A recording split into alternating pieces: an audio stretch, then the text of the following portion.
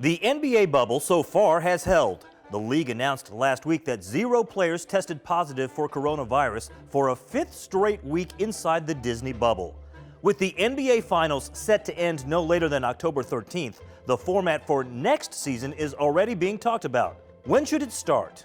Where will games be played? Commissioner Adam Silver recently gave some hints about what he would like to see when it comes to the 2020-21 NBA season. How would that work?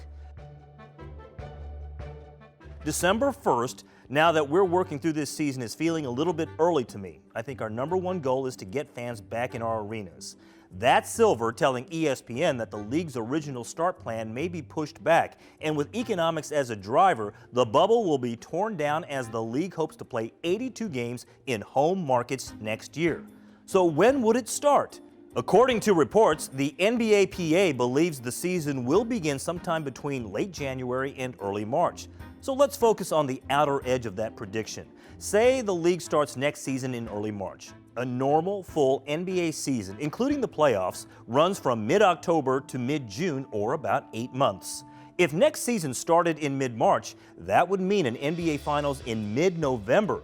This would dramatically alter the NBA's calendar, running it almost parallel with MLB's schedule. But would that change be permanent, or would this upheaval cause problems for several years if the league went back to a quote-unquote normal schedule in the years ahead? Another issue, this schedule runs into the rescheduled 2021 Tokyo Olympics. The Olympics have been a tool the NBA has used for years to grow the sport. So would we see the season paused, a la what the NHL has done with the Winter Olympics?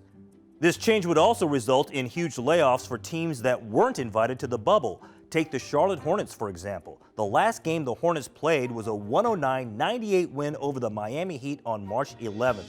It would be nearly a full calendar year before the Hornets returned to live action. Whereas the Lakers expected a deep run this year would only have about a 5-month layoff between playing. Who knows what that would mean for team chemistry and potential injuries or rust. But according to Statista, 22.09% of the NBA's total revenue in 2018-19 came from regular season ticketing.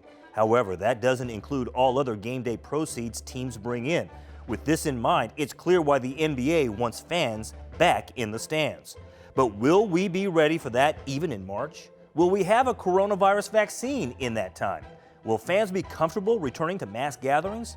Those are just a few questions that need to be answered, but the NBA's original plan for next year has changed.